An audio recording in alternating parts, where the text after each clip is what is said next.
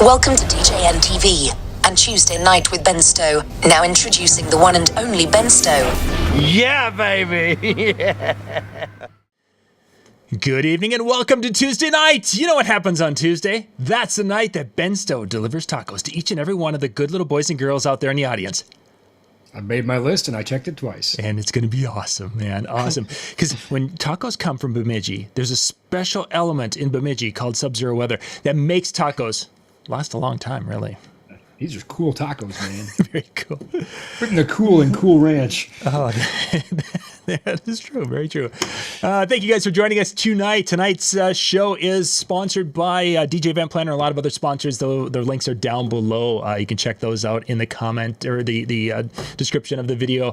Tonight, we're going to deal with some of the more frequent questions that Ben received last week when he was in Las Vegas, which a lot of you got to see him there. You got to talk to him and such. He had some questions, so we had him put down some of those. We're going to go through those tonight. And then as a little bonus, I went to one of these little chat AI things, you know, that artificial intelligence thing that's basically... Oh, no, what'd you do? And I said, give me a list of questions to ask Ben Stowe. And it kicked up 10 questions that we'll look at some of those questions tonight. It's going to be epic. I just can't wait. The man versus the machine. This will be fun. You could, again, twisted and evil, more machine than man now. So for those of you who aren't familiar with, you've heard, I'm sure, the AI stuff, but what this website is there's multiple out there now, and this is one of the newer ones that's being worked as a prototype out of a company in which I can't name, but I have access to some of their cool stuff. And so we entered it in. And this is basically computer learning of what it learns across the internet. So we're going to find out what it knows to ask Ben Stowe. What could possibly go wrong? Yeah, exactly. And I was surprised. We'll put it that way. And I kind of had an idea what might come through. All right. I was surprised. Yeah. I think I got a cold in Vegas. I'm feeling it coming on. I don't know. Oh, is that dinner, honey? I'm coming. Yeah. Oh, that's right. Oh, I'm sorry. Supper. I gotta go. Bye. So first off, Ben, before we get going, what is that on your shirt right there on the left side? Oh, the badge? Yeah. So Hockey Day. Was Hockey Day, Minnesota. This was the year it was in Bemidji. Yeah. And it was negative 30 Fahrenheit, actual air temperature. The Zamboni actually froze driving from the arena to the outdoor rink.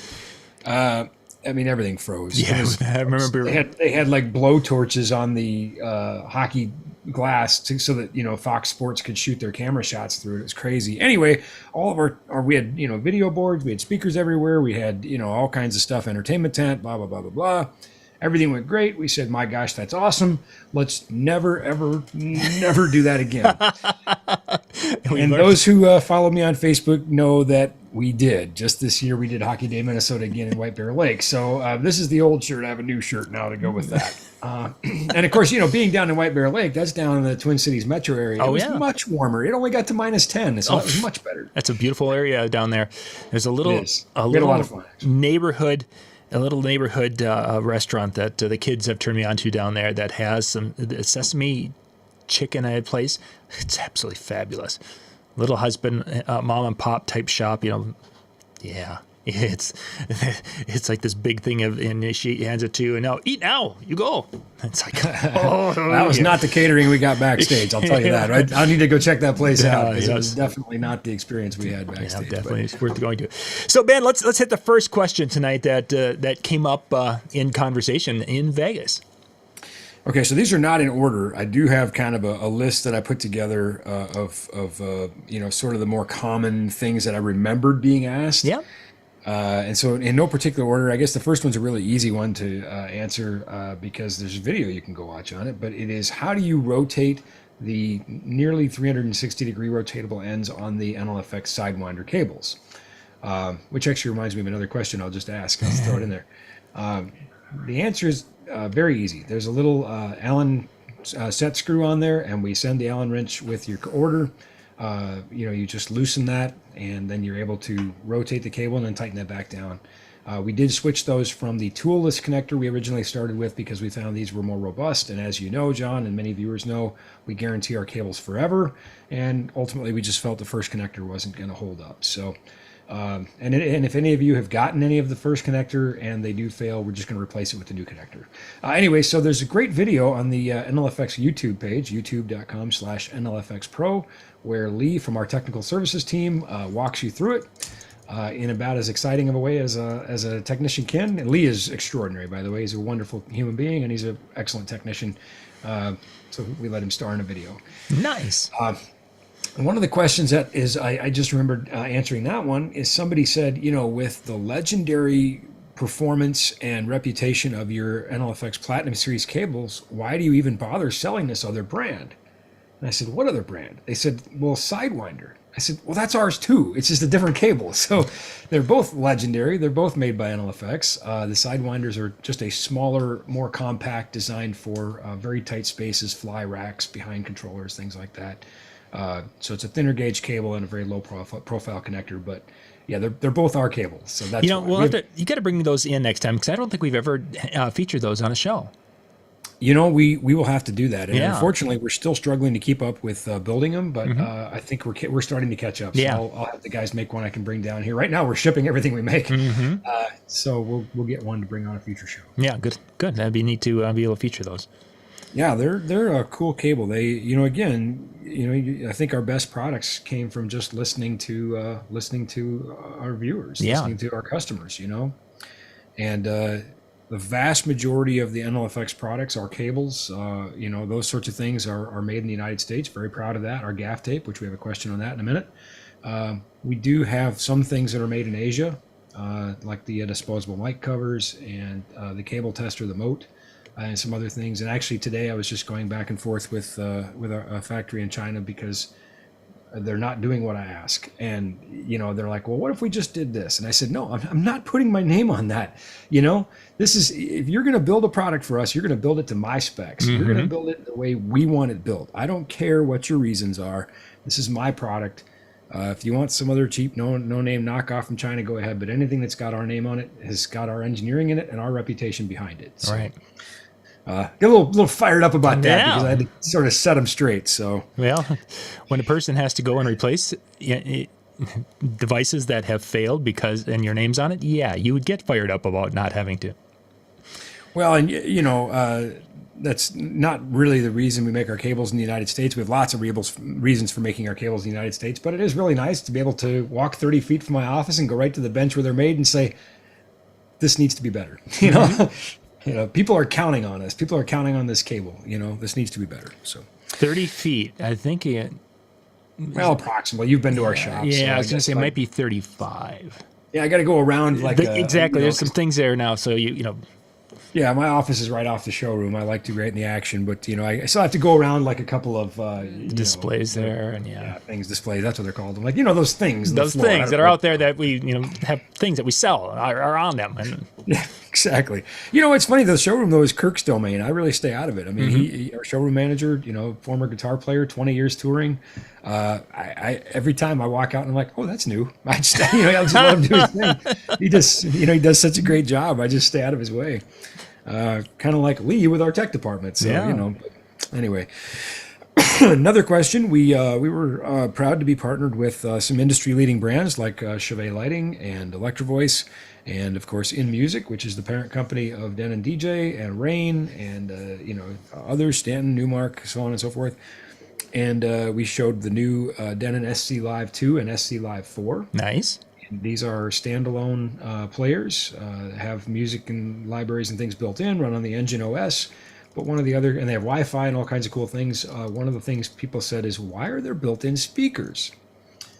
And that's a really good question. They also have balanced outputs, so you can plug them into your rig, take them to a show. The best thing that I think is that it's very convenient when you want to practice and you want to improve your skills and or spills, whatever. Yeah, there's that too.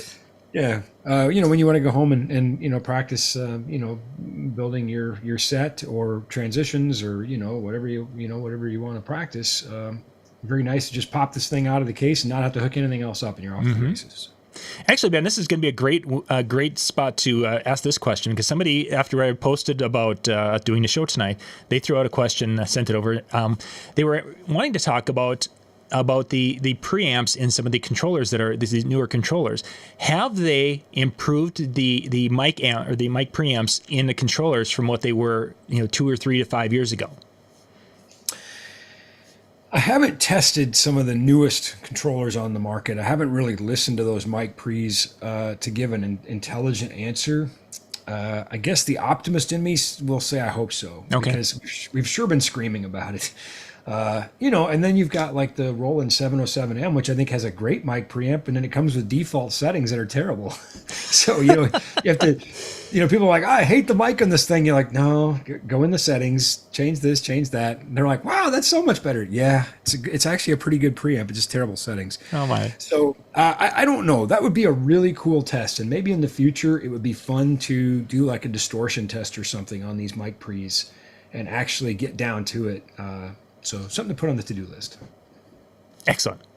Well, that was preamp not shootout. Preamp deathmatch. That was not one of the AI questions. That was one that was somebody messaged over here this afternoon. So no, because that's real intelligence that asks those questions, not artificial intelligence. So that was whoever asked that is real intelligence, not fake intelligence. So you can quote me on that, AI, if you're listening. Yeah, it probably is. And your lights are going to go out in the middle of the night, and the house is the internet's going to just smoke down, and it'll be terrible. Listen, I saw Terminator. I ain't scared of you. I saw you had run around. I ain't scared. Yeah. Attack of the Clone Wars. How'd that work out for you? Not so good, right? Okay, just saying. Jedi still rule. Yeah. All right. Okay, so let's see. Another question was, of course, our hybrid series cables. Very popular combination of signal and power in one jacket, and excellent shielding, superior noise rejection. We did have a customer who had a different brand. And by the way, the people who've bought the other stuff are the best customers, because they look at ours and they're like, yeah, that's different. Mm-hmm. Yeah. And they're like, well, it's more expensive. And we're like, yes, reassuringly so. Anyway, that wasn't the question. But just saying, there's definitely a difference between our hybrid cables and the other power and signal cables you can find on the market in terms of reliability and noise rejection. You simply can't guarantee a cable forever like we do if it's going to fail easily. So anyway, but one of the questions was, can I get right angle connectors on a hybrid cable? Yes, you can. And the other question was, can I get PowerCon or TrueCon connectors on my hybrid cable? And yes, you can. The only thing you can't get is a right angle PowerCon because they don't make them. But you can get right angle XLRs, and you can get PowerCon or TrueCon connectors. You can basically get any combination you want because we build them right here in the United States, where you can be very flexible and build what you want. And in any length that you need. Yeah, I mean, as long as you don't exceed the length of the bulk cable on the roll, which is, I think, 5,000 feet, which I would not recommend a hybrid cable over 50 feet anyway. Yeah. At some point, running power and signal together does become problematic no matter how much work we did on it. But bottom line, you can. I had a guy today ask for 7-footers with asymmetrical ends, and we can do whatever. That's the beauty of it, right? So nice. Okay, let's see. Can the eVerse 8 power a Sennheiser wireless or just Eevee? It can power both. It can power any 12-volt wireless mic system, and you can buy a cable from us to do that from our website. You can just go to the NLFX website and search for eVerse 8 cable, or better yet, if you don't have your eVerse yet, if you buy your eVerse from us, we'll give you the cable for free. So, easy enough. But yes, we can make a cable for any 12-volt wireless mic system that uses less than 500 milliamps. That is the thing. You're limited to 12 volts and 500 milliamps. So some mics that we can't do it for would be like Shure ULXD, which is 15 volt, or the Audio-Technica 3000 4th generation network, which is 1 amp of current draw. And we are starting to do some testing on these systems to see what they really draw, to see, kind of what we can get away with, right? But right now we're working with published spec. Yeah. Speaking of building stuff in the USA and making a better product, somebody asked me at the show, they said, why is your gaff tape so expensive? And I said, what? Compared to what? Our gaff tape's a lot cheaper than, because there's no middleman. Like our gaff tape's a lot cheaper than some of the other quality brands that are out there. And they said, Well, I can get 3 rolls of this stuff on Amazon for $43.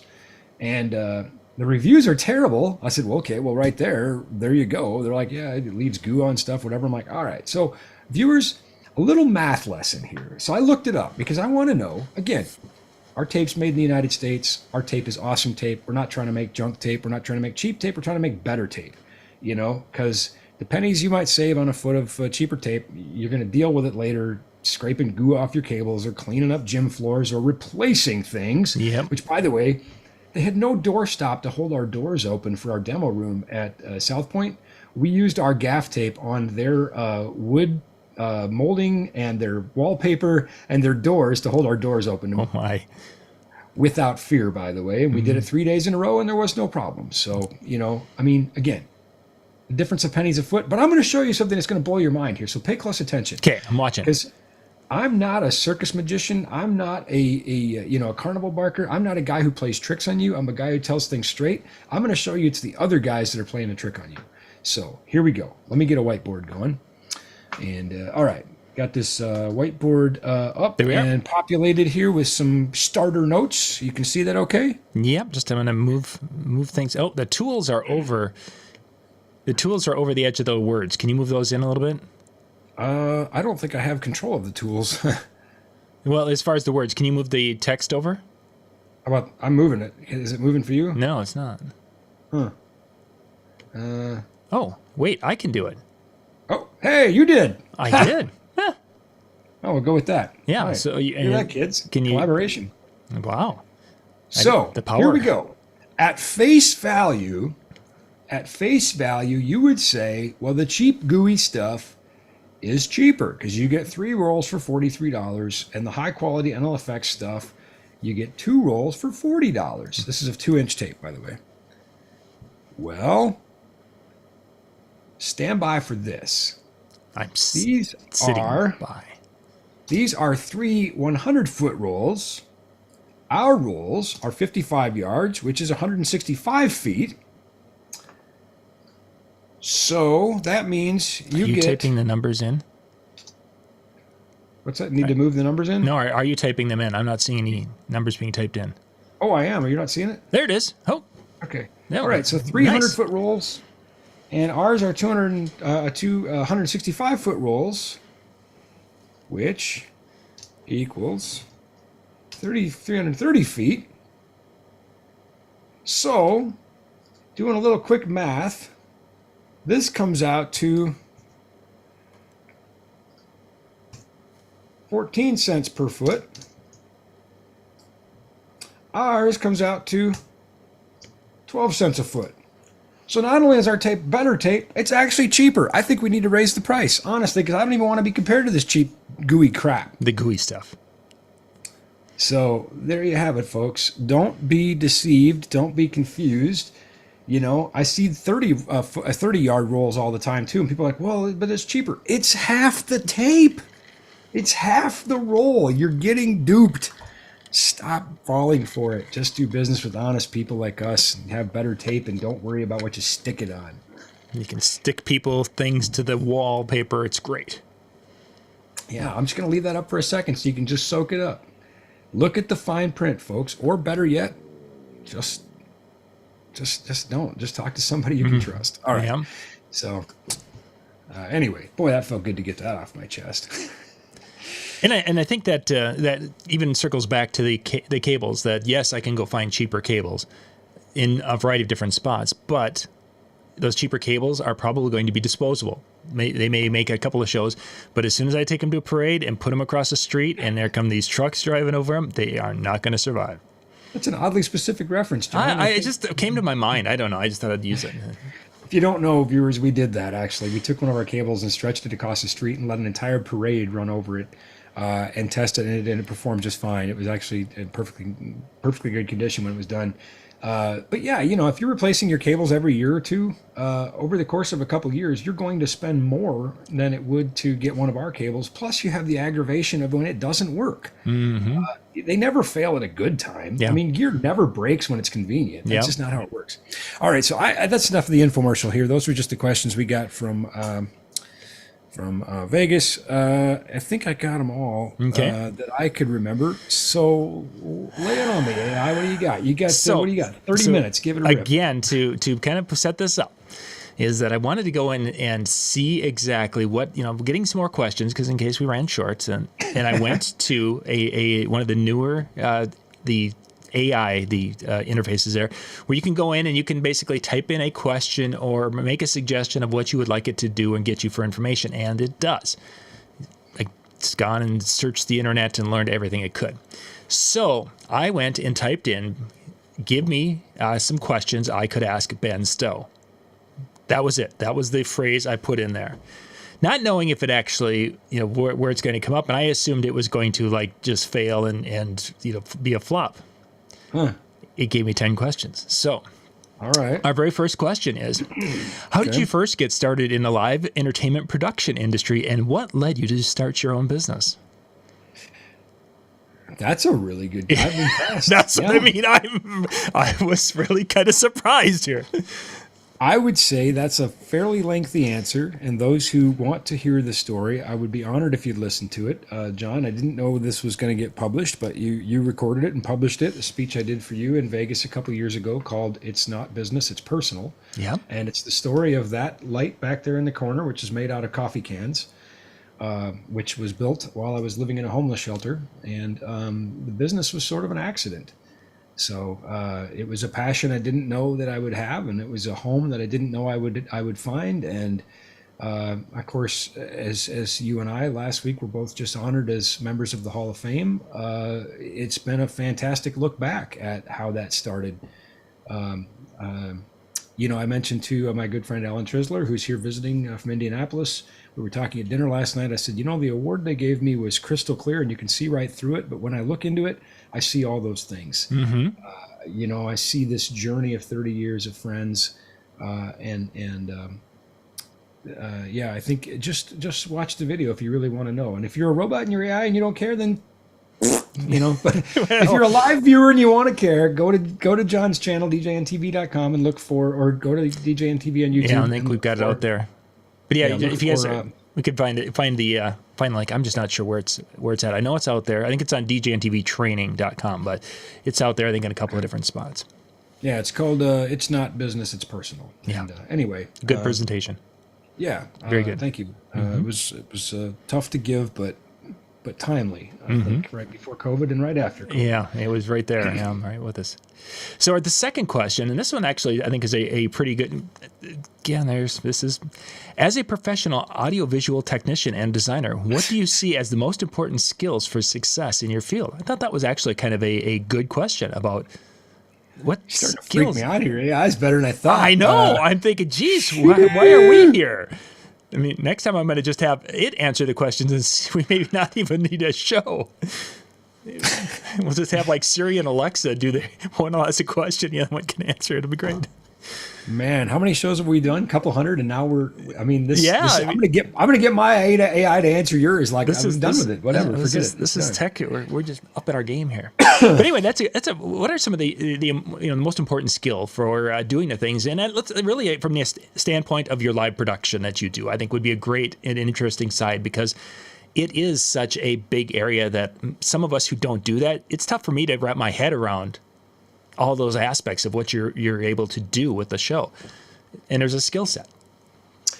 Yeah, and there's a lot of individual skills that are required, a lot of small things that are part of a big thing. And just before I came here to get on the show, I was over at our university working with a student there who's producing a show right now, and kind of taking him under my wing.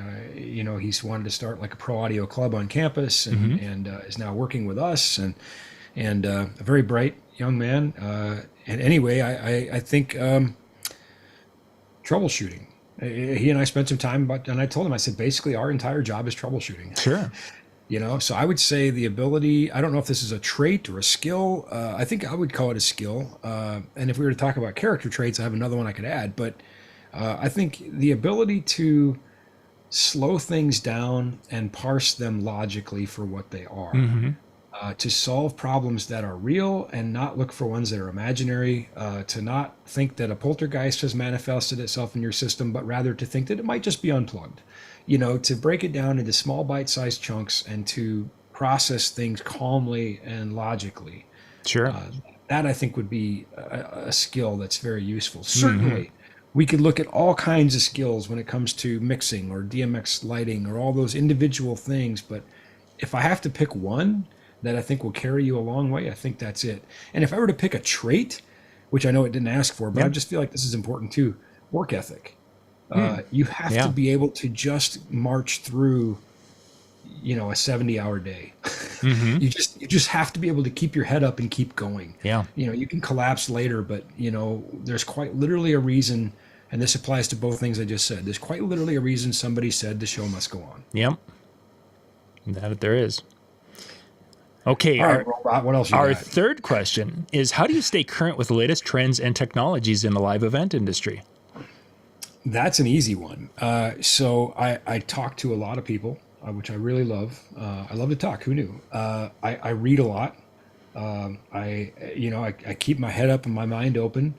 And for an old guy like me, an old dog, talking to people like this young man I was just talking about at the university, or this young woman we've got coming up to do an internship this summer, that's really good too, because young people have a fresh perspective, and things that we do that we're comfortable with, and our sort of ways that we know may be comfortable to us, and they may be reliable, and there may be wisdom in that, but it also comes at a cost of that willingness to be daring and explore, which tends to favor the young, And so I love working with young people because I think they challenge that, why do you do it this way? Well, because I always did, Exactly. So I love that. I would say you have to just be willing to stay engaged with it, and, no, but I was going to pick on fellow Hall of Famer Johnny Ross, who's, I don't know, he's still trucking, and, he's just, the guy's got more energy than anybody I know. But anyway, next question. Well, actually, continuing education is, that you just at a conference last week, there were people, in the seats watching these seminars. That's something that you are involved with also, as far as not so much from on the stage, but there are things that you have to do to keep your different things that you do active and going. Without a doubt. I think that, a lot of people in this show, in this industry, see me at the front of the room on the stage, but know that I am in the back a lot too. I attend a lot of classes. I pay for a lot of training. You have to be a active and willing consumer of that. You have to be an active and willing participant in that. And not just technical, but all things, that as soon as you say, I'm going to get nothing out of this, well, one, you're right, but two, if you think the world has stopped and you know everything there is to know, and you cannot advance or grow your business, well, you're also probably right. You can't very advance much or grow so. your business. But if you think the world stopped, you're wrong. The world simply will just run you over, bottom line. Literally, yes. And I'm challenged every day by some of these very bright young people that we work with. And I realize, I'm like, someday I'm going to lose my ability to keep traction. Someday they're just going to run me over, and that's okay. But for now, I'm gonna keep leading the pack, so they can just keep looking at my tail as we run this pack. So, all right. Our next question: how do you collaborate with other professionals and like venue managers and performers to ensure a successful event? These are really good questions. I know. This is like Oprah type questions. Man, I'm just soaking that in right now. Yeah. So how do you collaborate with the other professionals, especially when it's talking about performers in there? I was venue managers, and it's like, oh, so obviously somewhere, way, shape, or form, it found a lot of information about you on the web. I think, imagine that. I think it starts with an attitude. I think it starts with a mindset. And the first part of that is a commitment to the success of the event. That it is not about me. It is not about my ego. It's not even about my part of the event. It's about the whole event, right? The car is just not about the tires or the transmission or whatever. It's this, it's greater than the sum of all of its parts. So I think first things first is you have to approach that with a servant attitude. Right. I'm here to serve the event. I'm here to be a good partner. And that can be difficult when other people don't approach it the same, but sometimes you can inspire and you can bring people along. People maybe come in with their own ego because that's what they've encountered as ego, or they come in confrontational because they expect confrontation. And when they find out that you just want them to succeed too, because we all get to the peak or we don't, right? Either we all win or we don't win. The event's either good or it's bad. Then I think you can bring things along. And I think too that I just was honored to be on a podcast for a friend of mine who is a recording artist, and they were talking about that sort of thing. I said, when I'm working for an artist, I'm working for the artist. At the end of the day, it's their name, it's their face, it's their reputation, it's their catalog of songs that is all at stake. Now, as a sound professional, I certainly have opinions, and I will share them with the artist in the right context to say, what if we tried this mic instead of that mic, or what if we did this instead of that? But at the end of the day, they're the boss. I think they respect what I bring to the table, and that's why they entertain those conversations. But you know what? Doggone it, if they drop the hammer and they say no, then it's no. And I'm totally good with that because it is their brand and their ability to eat that is at stake. You mentioned in that the whole concept of serving. You're there to serve them. And I think that's one of the things that, for those of us who've worked with you over the years and have made purchases from you, that's a big part of Ben Stowe, whether it's Ben Stowe doing live production or Ben Stowe helping you find the right microphone for your area. I think that's just a big part of it. So the question is, will your kids say that too? Would my kids say that? Would your kids say that? Yeah, it's dad's a that servant. He's there to serve. I think I would like for them. I would hope that they would say that I'm making them think that way too. I think they would probably not say it with as much joy. Yep. I think they would say that we are reminded that to be the greatest of these, we have to be the least of these. And that we are there to have that servant mindset, and I think that's something I'm trying to really get through to my kids. Would they say that I serve them? I doubt it. They probably wouldn't say that, but they could say, "Yeah, Dad does it," but yeah. So I have to shovel I still got to push it. And they'd probably say he serves everybody but us. Yeah. But part of that is because I don't want them to be served. I want them to be servants, right? Yes. So it's about that mindset, and it's about being genuine in what and who you are. And I hope I feel good. I see glimpses of hope as we both have kids that are at various stages of aging, and at times you feel like maybe it's a lost cause, and then at times you see glimmers of hope, and then at times you see things that just make you exceptionally satisfied and proud that maybe you did it. So it depends on the day and the minute, right? But it varies very quickly at times. There are those moments. Let's jump to our next one. What advice would you have for aspiring audiovisual technicians and designers, or people who are interested in getting started out themselves? Well, I think we've covered a lot of that in the last three questions. I think go back and listen very carefully to those three answers. That's what I would say. And I would say that you should approach it with that servant mindset. I see it all the time. Young people who've come out of Full Sail or other schools, and they know an awful lot, and they've paid a tremendous amount for their education, and they want to tell you about it, and they want to tell you what they know. I don't care. Yeah. Got a show to do, dude. Or dudette. Is that a word? I don't know. But whatever. We got a show to do. I don't care. I'll know in 5 seconds if you're good at your job or bad at your job. Prove it to me in what you do. And as soon as you tell me that a job is beneath you and you won't do it, we have a problem, because it's not beneath me, whatever it is. Again, that's that servant mindset. I've seen people come out of these programs, wonderful, excellent people, by the way. I don't want to just say if you came out of one of these programs, you're a bad person, but I've seen them come out, like any, freshly graduated, freshly armed with knowledge person. I saw one who's like, well, I can't use that console. I'm not using that console. I don't like that console. It's a piece of junk, whatever, blah, blah, blah. I'm like, well, guess what? That's what the band owns. So your choice is to use it or be unemployed. I mean, you think we all get to use the desk we want to use all the time?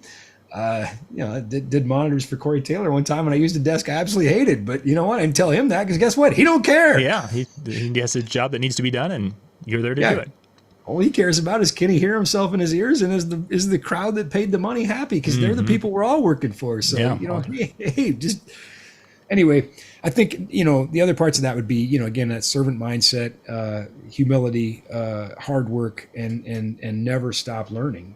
Just be constantly wanting to improve and to get better at your craft. And I think you catch the attention of people like me very quickly. So. And is this one of those areas in which, if a person were getting started in it, that it I don't want to call it an apprenticeship, but almost to that idea that you're basically going to start at the bottom and you're going to learn, right from how to wrap cables and how to do this, how to do that, and pull wires around. And then you kind of work your way up to the point of being able to do this at a very consistent and high level. Yeah, no doubt. I mean, you don't come out of, nobody does. My first lights are made out of coffee cans, sleeping on top of gear in the van, right? Whatever. But, Pooch or Bobby Schofield or some of the, best sound guys in the world, they didn't start that way, I'm sure. I don't know, but I would be willing to bet, that there's a process here. And, first of all, I think there's something to be said for experience, but I also think there's something just to be said for earning your way. And I didn't like it as a young person either. I was impatient, right? But I think you just, take your lumps and start at the bottom. Like I said, no job is beneath you. Be a team player. Be contributed to the success of the event. It's the sum of all these answers we just gave. And you will absolutely, the cream rises to the top without a doubt, And I'll tell you, I was very honored to teach a stage technology class in Chicago, and it was like a vocational program. It was state funded. I think a lot of the people in the class were maybe, second and third chancers, high school dropouts, whatever, and I really enjoyed working with some of these people because I felt a substantial kinship, I think, having formerly been homeless, but I also was able to share with them something I've learned over the 20 plus years I had in at that point. And that is to say, look, they can find 100 people to push road cases around. They can put out a labor call and they can find 100 people today that can push that road case. But what you put in here can never be taken away from you. And if you can fix this stuff and you can run this stuff, you will be writing your check. Yeah. So, commit to learning this stuff and commit to being good at the craft, and not just being somebody who shows up 9 to 5 and pushes a case around. Those people are very important too, but they're much more easily replaced. Sure, very, very easily. Yeah. We're going to do one more question, Ben, because I wanted to kind of keep this at about 40 minutes tonight. Thank goodness. I was trying to I was giving long answers to stall, so I didn't have any time. We could go. The thing is, there's 1, 2, 3, 4 of the questions that we're going to skip, and they basically are very similar to things that we've already answered in other questions. So, but this one was interesting. Are there any exciting projects or events that are going to be coming up in 2023 that you're kind of looking forward to? I mean, on some level, they're all exciting. Hockey Day Minnesota was exciting. It's not easy to have thousands of feet of cable running in sub-zero weather and an event that basically rolls 16 hours a day for 5 days straight or whatever it was. There's all kinds of unique challenges there. But now it's on to other things. Nationally touring artists this weekend. I don't know. I don't really think about it like that. It's nothing that I just say, wow, that's more important than the other. I really just think about them one at a time. And I'm always thinking about the next one. And I think that's an admirable thing to do, because it's too easy for us to start looking past. And then from my own experience, if I look past something, that's when I start to make mistakes. Absolutely. We've all seen it. I'll use a sports metaphor, but we've all seen it where an underdog team gets overlooked and upsets the, better team or presumably better team. You can take your athletic shirt cliche, but, hard work beats talent when talent doesn't work hard, blah, blah, blah, right? Whatever. But, you can't really overlook them. I mean, I think you just have to take a look at what's next and again, break things into small chunks and, do that well, and then focus on the next thing and then do that well. And I think, our mutual friend Rachel Lynch was complimenting. I think it was a compliment. I'm not really sure. She can clarify, but I think it was a compliment. She's like, she goes, you have so many pictures on your phone from different things that you've done, and I do like to take pictures and capture moments because I do that because I want to share them with somebody, Yeah. And she's like, and you know right where to go to find these pictures, when you're telling a story. And I think that as I reflect on this being 30 years in the industry for me. But I figure I've got another 20 to go. I think maybe when I get to that and I finally do call the end of the race, right? I finally say, well, okay, we're done. 50 years is enough. I think I'm going to look back on a lot of these things and it's going to be really cool. But right now I'm just thinking about this weekend. Mm-hmm. Yep. Keeping the eye on the next event and making sure it's as good as possible. For sure. That's really what it's about. I think, I think that's really what it's about. I'm not really thinking that far down the road. So. I'm just getting the link in here because after we are done, there'll be a little, people can run and go get their bowl of popcorn and they can head out to djntv.com/chill because Tuesday night.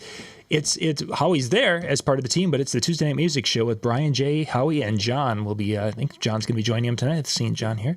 And then that'll again be out at djntv.com/chill. It's a Zoom meeting you guys will be jumping into and just have some fun with that. So love those guys. Yeah, there are definitely some characters there. Yeah, they are. Definitely some characters. Yeah, they are. Big Daddy's he's still talking smack about how he's gonna what was he wanted to power bomb. He's gonna power bomb him. Oh I think my goodness! And I think it's great. I'll stir the pot. I'll be like the guy in whatever the WWE or whatever that just gets the pot stirred. I guess everyone all fired up. So. Well, Ben, let's wrap things up so they can go and get themselves all set up and ready to go. Thank you much for being with us tonight. And if you've got any questions that you'd like us to cover in one of the Tuesday night shows, you can just send that to either Ben or myself via Facebook or wherever. And but don't bother because AI is going to do a better job. Yeah, so. I mean, we're going to next week. It'll probably just kidding. I'd much rather talk to you than the clones. So, unless they're going to all of a sudden start buying wires to build themselves. Oh, I hear a lightsaber just ignited in the back. He was trying to protect my good friend Alan Trisler's hand. Yeah, exactly. So again, thank you guys for being with us tonight. We'll be back again next Tuesday night. We are into kind of our spring season, be taking you all the way up through Memorial Weekend. So you guys, any ideas, send them to us and we'll catch you next time. Good night, everybody.